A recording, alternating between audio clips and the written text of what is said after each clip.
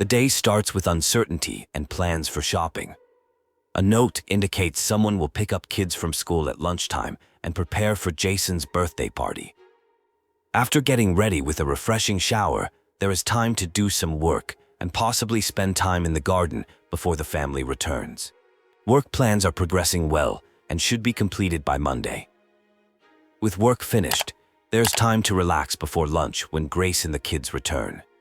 There is anticipation about whether Grace found a birthday present for Jason. It's Jason's 10th birthday and is excited but still too young to drive. The kids are super hyped from their morning at the supermarket. The parents work on party preparations, with plates being retrieved from cupboards while being careful with Mom's special dish set. A flirtatious moment between Mr. and Mrs. Marr is interrupted by party preparations. They reflect on Jason turning 10 and their own history dating back to high school. Preparations continue for the 2 p.m. arrival of Jason's friends. The family enjoys playtime outside before lunch, with the dad doing helicopter spins with the kids. They engage in playful sword fighting and games until Mom calls everyone in for lunch. A sad moment occurs when Shaun discovers his pet Merlin has died. At a crowded shopping center while looking for shoes for Shaun, Jason disappears after getting a red balloon. Despite frantic searching through the crowd and chaos, Jason cannot be found, leading to a devastating outcome. Time jumps forward to show life after the tragic event. Shaun spends weekends between both parents. The father tries to maintain normalcy by helping with snacks, homework, and engaging in conversation, though Shaun seems distant and prefers watching TV. The evening continues with Shaun catching a cold and taking medicine. After completing homework, they have dinner and prepare for bedtime. Shaun needs his teddy bear to sleep, prompting a search around the house. A touching moment occurs when Shaun tells his dad that Jason's fate wasn't his fault. The scene shifts to a private detective named Scott Shelby visiting Lauren Winter, mother of victim Johnny, to investigate the Origami Killer cases. Initially reluctant, Lauren opens up about her son being a good kid who defended her, and her ex-husband being an abusive alcoholic who left when Johnny disappeared. A conversation takes place about a tragic incident involving Johnny and other children. The speaker expresses disbelief that any clients could have been responsible. A child named Johnny disappeared one rainy day around 5 p.m. while playing with neighborhood friends after school. A tense confrontation occurs between Lauren and an aggressive ex-client named Troy. When Troy becomes violent, another person intervenes to protect Lauren. After a physical altercation, Troy threatens to return before leaving. Lauren explains that Troy was a former client who had become possessive and violent. Lieutenant Carter Blake is identified as a key figure. The scene shifts to a rainy crime scene where Agent Norman Jayden from the FBI arrives and shows his credentials to access the area. The weather is notably poor with continuous rain.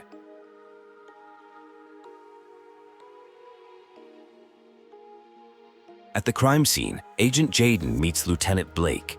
A body was discovered around 6 a.m. by someone walking their dog. The evidence suggests it could be the work of the Origami Killer. The victim shows no obvious marks, but was likely drowned like previous victims. Agent Jayden investigates the crime scene thoroughly, finding blood traces on railroad tracks indicating exhaustion. Footprints lead to the body, and an orchid and origami figure were found with the victim. The victim is identified as Jeremy Bowles, who had been missing for 5 days.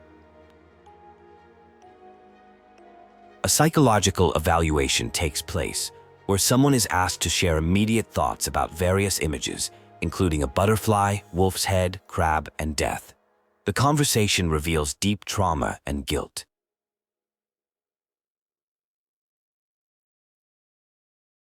Medical results show no physical damage from an accident, but psychological concerns remain.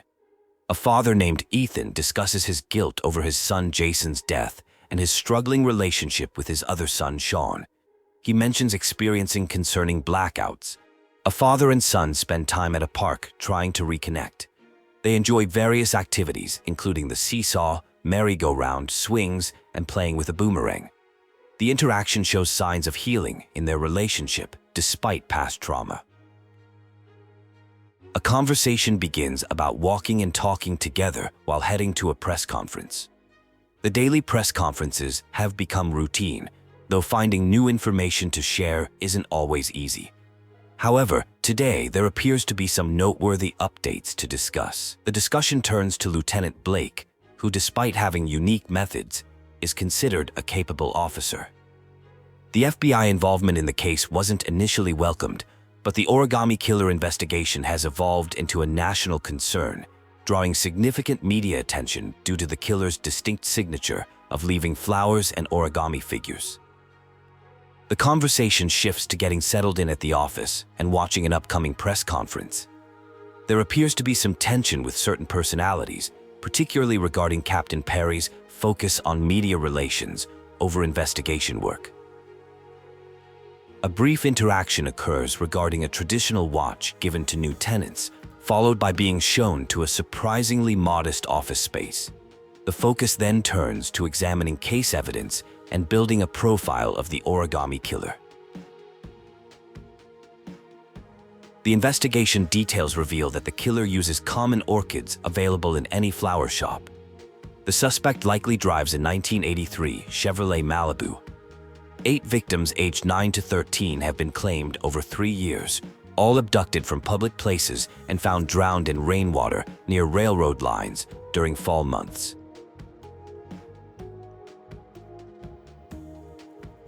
The profile indicates a white male between 30 to 45 years old, intelligent and organized, with a job allowing flexible hours. The killer maintains victims alive for several days before drowning them, always leaving origami and orchids with the bodies. Despite extensive questioning of thousands of people, no solid leads have emerged.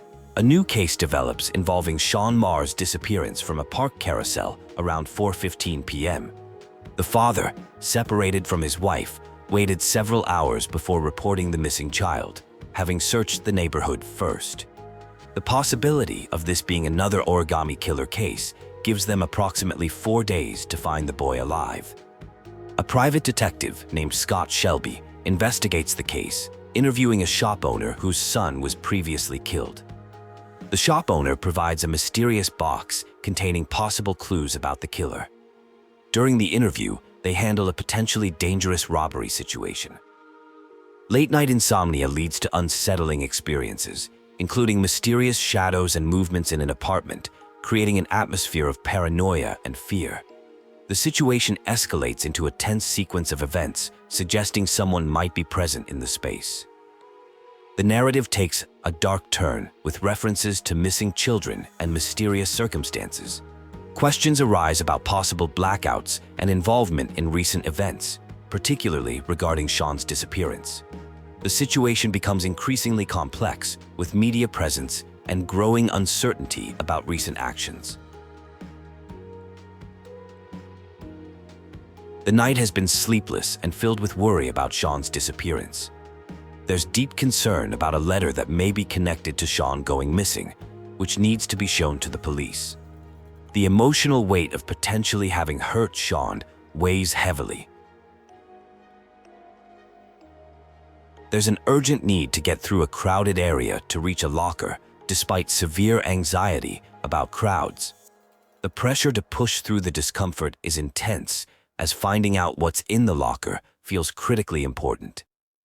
Someone named Jason is being called out repeatedly with increasing urgency. The specific location of line 18, box number 3, becomes significant in this search. A distressing moment occurs as Shaun calls out for help, mentioning being extremely cold and repeatedly calling for his dad. The vulnerability and fear in these calls for help are deeply concerning.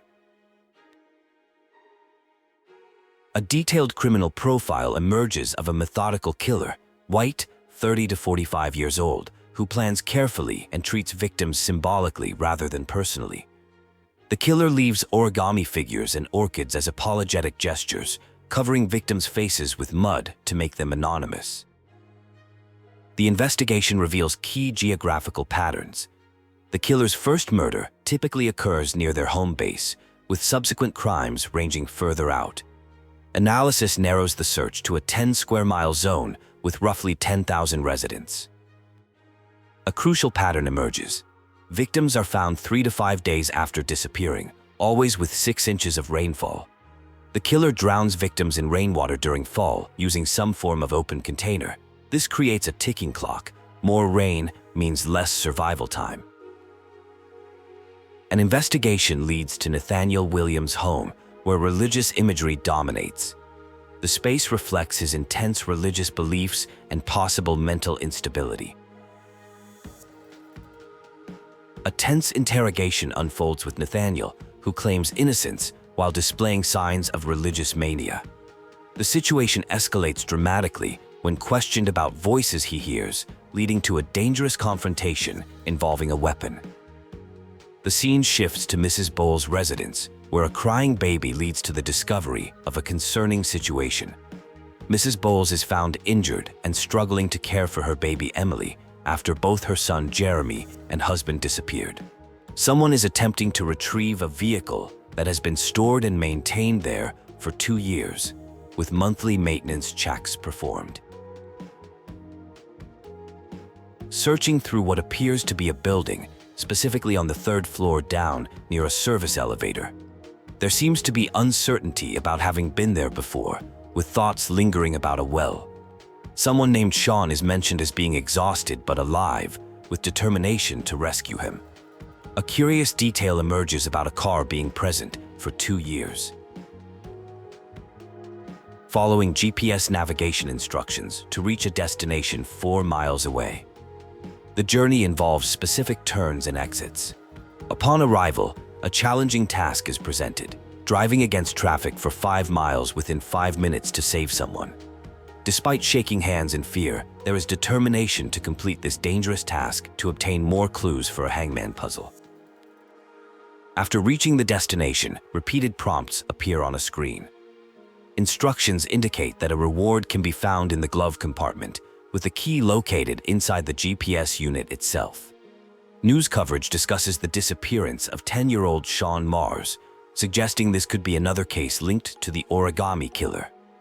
Meanwhile, someone named Ms. Page checks into a hotel, getting room 201 on the top floor. She expresses discomfort about the creepy receptionist potentially having a spare key. An injured person in room 207 refuses medical attention despite having possible broken ribs and a bleeding head wound. Madison helps clean and disinfect the wounds, offering painkillers. The injured person, revealed to be Ethan, insists on taking a shower despite the recommendation to rest. Madison explains she stays at the hotel due to chronic insomnia. A tense discussion about a previous incident with Nathaniel where someone hesitated to shoot. The conversation reveals different approaches to decision-making in dangerous situations, leading to some friction between Norman and another officer. The investigation of the Origami Killer continues, with an officer dealing with insomnia due to the case. Current evidence includes a telephone and origami figures collected from victims' parents. The humid weather conditions are making the investigation more challenging. A woman named Lauren provides new information about a mysterious letter that arrived before Johnny disappeared. The letter, addressed to Johnny's father, was typed on an old typewriter and mailed from the Carnaby district. Lauren insists on joining the investigation despite warnings about danger, eventually becoming partners with the investigator. The investigation leads to Gordy Kramer's heavily secured party. After some strategic planning involving Lauren creating a distraction, they manage to get past security. The confrontation with Gordy reveals disturbing details about his possible connection to a missing child named Joseph Brown, though he mockingly claims to be the Origami Killer. In a tense situation, careful navigation through a tight space was required to avoid injury. Using a match flame revealed the direction of fresh airflow, providing guidance on which way to proceed. This represented a critical moment where following the wind was the only viable option forward. A dramatic rescue scene unfolded where someone discovered Ethan in bad condition with a high fever. His wounds required immediate medical attention, necessitating the removal of clothing for proper disinfection. Despite not being a medical professional, emergency care was provided while waiting for him to regain consciousness after being out for 3 hours. A touching conversation revealed the caretaker's motivation. They had experience helping injured siblings in childhood. The discussion touched on personal struggles with insomnia and hints at deeper troubles that both parties were facing, though they remained guarded given their status as strangers.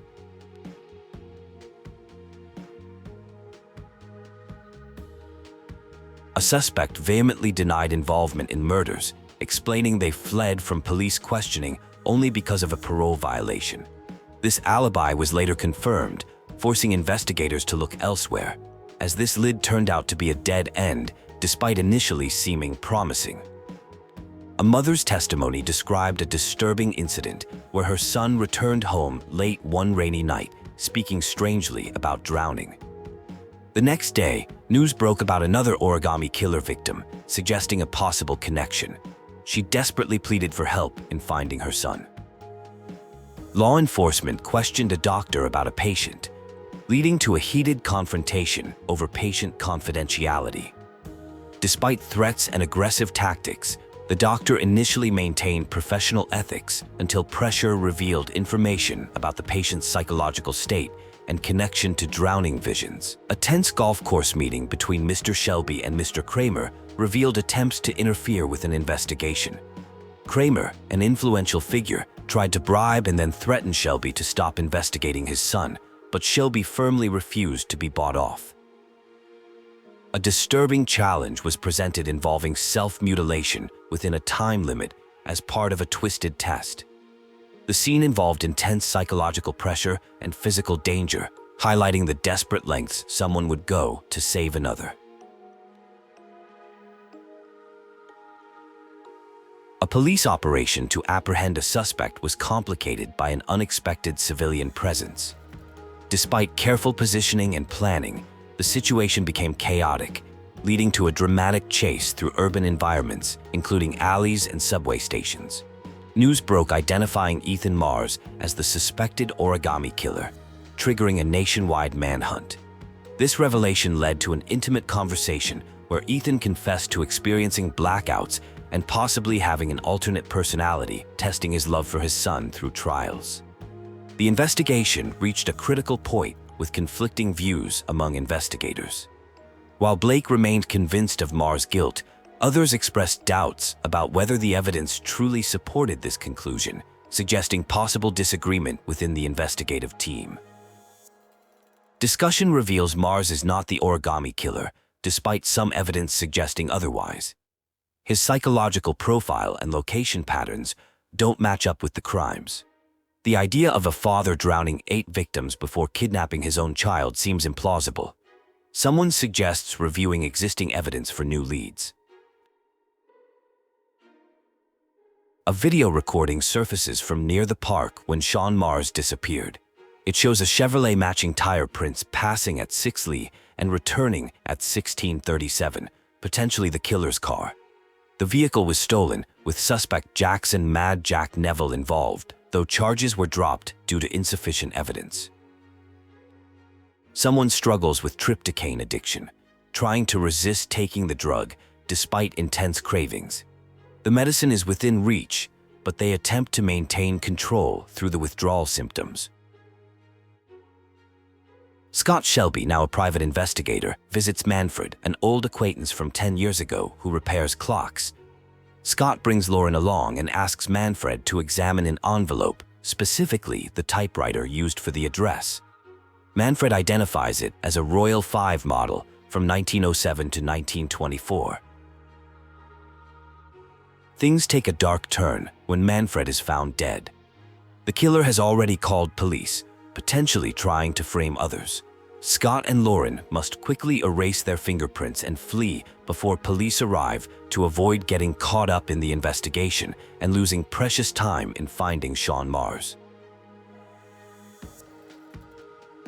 After cleaning up evidence of their presence, Scott attempts to send Lauren home for her safety. She strongly resists, reminding him of their partnership and her determination to find her son's killer. The situation becomes emotionally charged as Lauren expresses deep grief for her lost child. A tense confrontation occurs with someone threatening violence over stolen drugs. The situation escalates, but ultimately de-escalates when the threatened person appeals to their shared experience as fathers, leading to a peaceful resolution. Information reveals Dr. Adrian Baker, a struck-off surgeon with a history of selling drugs, owns the apartment on Marble Street. He served prison time and now owns several properties. This leads to an investigation of his residence, where suspicious activities are observed. Time pressure mounts with less than 24 hours remaining to find Shaun Marrs alive. Investigation leads to questioning about a blue Chevrolet Malibu 83. Evidence including blood tracks, fingerprints, and orchid pollen is discovered, suggesting the killer's car had been present at the location. A tense confrontation occurs where threats are made using gasoline and fire to extract information about someone with a blue car. Under pressure, the suspect reveals that they were paid cash to dispose of a dirty car and notify someone named Paco at the Blue Lagoon once the job was done. A discussion about the Origami Killer case reveals suspicion of Gordy Kramer. The investigation has generated extensive paperwork, including Origami magazine subscriptions with over 500 names that could potentially identify the killer. While sharing a meal, they discover that cross-referencing clients who bought Royal typewriter parts with Origami magazine subscribers could help identify the killer. This narrows down their search significantly. The investigation leads to a cemetery where they find fresh flowers and origami figures at John Shepard's grave. A groundskeeper shares the tragic story of John Shepard, who drowned in 1977 while trying to save his brother during heavy rain. Charles Kramer is spotted placing flowers on John Shepard's grave, raising suspicions about his potential connection to the case. The investigation then moves to tracking down leads at an apartment on Marble Street. An undercover operation at a club leads to an intense confrontation with Paco. Under pressure, Paco reveals that someone using the name Josh Shepard rented an apartment from him. Further investigation reveals connections between Paco and a mysterious John. Evidence found includes orchid pheromones and a .45 caliber weapon, suggesting links to the Origami Killer case. An emotional scene unfolds as Ethan struggles with his inability to complete a trial to save Shaun. He expresses the need to continue alone despite having someone he trusts, suggesting personal sacrifice for his son's safety. A dramatic revelation occurs when Ethan discovers Madison is actually a journalist. Their relationship fractures as he feels betrayed, believing she was only interested in writing a story about the Origami Killer case rather than genuinely helping him. Madison admits to initially pursuing the story as a journalist, but implies her perspective changed as she witnessed Ethan's desperate efforts to save his son, suggesting a shift from professional interest to genuine emotional investment. An emotional scene unfolds where someone expresses regret about not being truthful earlier due to fear of rejection and disbelief. They deeply care about helping find a missing son and want to maintain their relationship afterward. The situation is clearly causing emotional distress as they apologize profusely. A critical moment occurs involving the final origami figure and letters that will reveal Shaun's location. The emotional tension builds as someone prepares to leave, while another person expresses they can't bear the separation. Plans are made to get food with a promise to return in 10 minutes. A tense police raid situation develops at a motel. There are urgent attempts to make phone contact as law enforcement closes in. A chase ensues with the target moving to the balcony while officers coordinate to surround them. The situation escalates dramatically. A confrontation reveals dark family secrets about a serial killer investigation.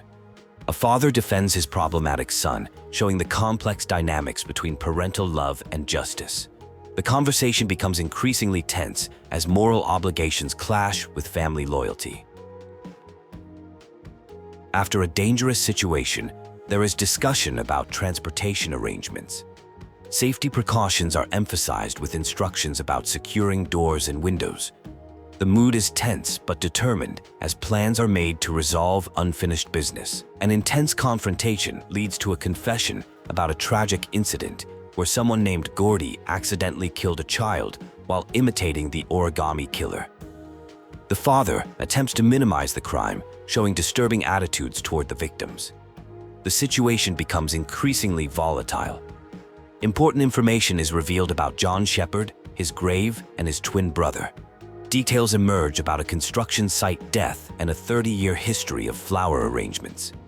The conversation leads to a crucial clue about the twins' adoption and their mother, Ann Shepherd. The scene shifts to a visit with Ann Shepherd, an elderly woman with Alzheimer's in a care facility. The interaction reveals memories about her sons and their childhood, particularly their love of origami. She shares details about teaching them to make paper animals. A critical moment presents itself with the final trial involving a deadly choice. A poison that kills in 6 minutes is offered as a way to obtain the last pieces of an address. This represents an ultimate test of sacrifice, trading one's life to save another. Frustration mounts as time runs short and scattered address clues prove difficult to piece together. The pressure intensifies with the realization that the solution might be obvious but remains elusive as a young life hangs in the balance. A contentious exchange occurs regarding the closure of an investigation. Despite official stance that the case is solved, strong disagreement exists about the true identity of the culprit. Professional tensions escalate into personal confrontation. The investigation continues with analysis of various clues including recorded evidence, a gun from the Blue Lagoon, and gas station receipts. These pieces begin narrowing down the search area, though more precise identification is still needed to locate the killer. A crucial discovery is made when a goat watch, typically given to police lieutenants for promotions, is found at the scene. This revelation indicates that the killer is actually a police officer, specifically pointing to Carter Blake. This explains the deliberately mishandled investigation and attempts to frame Ethan Marrs. The investigation narrows down to a specific location within the geoprofiling zone, leading to a warehouse on the docks. Time is running out for Shaun Morris, and immediate action is required. A SWAT team and helicopter are urgently requested for the operation. An emotional scene unfolds as someone must temporarily separate from Scott for their safety. Despite their reluctance to leave while the killer is still being pursued, Scott insists it's the best course of action, promising to reveal everything once the situation is resolved. A tense situation develops involving rising water and a trapped individual named John. Despite desperate pleas for help, a father figure refuses to assist, leading to an emotionally charged confrontation and John's apparent death. The investigation leads to the killer's apartment, based on information from Ann Shepherd. Though lacking official proof, the search continues carefully, revealing evidence being burned and a cop's uniform, explaining how the killer gained children's trust. A breakthrough occurs when footage of Shaun Marrs is discovered, showing him trapped in a well that's slowly filling with rainwater. The investigation also uncovers orchids, similar to those left on previous victims. Time is critical for saving Shaun. The killer's motivation is revealed, a twisted search for a father capable of saving their child, something the killer's own father failed to do. This psychological trauma drove them to test other fathers through deadly trials. Law enforcement surrounds the location with snipers in position. Madison Page, a journalist, attempts to prove Ethan Marr's innocence, but is dismissed by the lieutenant. The situation becomes increasingly tense as multiple parties converge. An emotional reunion occurs between father and son as Shaun is rescued. His father expresses deep love and relief, marking a powerful moment of familial connection amid the intense situation. The case concludes with Shaun Marr's rescue and the identification of Scott Shelby, a 48-year-old former police lieutenant, as the Origami Killer. Shelby had posed as a private investigator helping victims' families. The ordeal ends with his death during a police operation.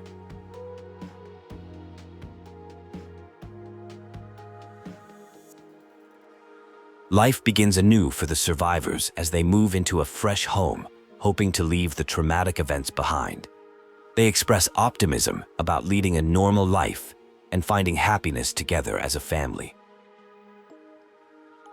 The story concludes with public recognition of the hero who solved the case and saved Shaun Marr's. Norman Jayden receives national acclaim for his intelligence, courage, and determination in ending the Origami Killer's reign of terror.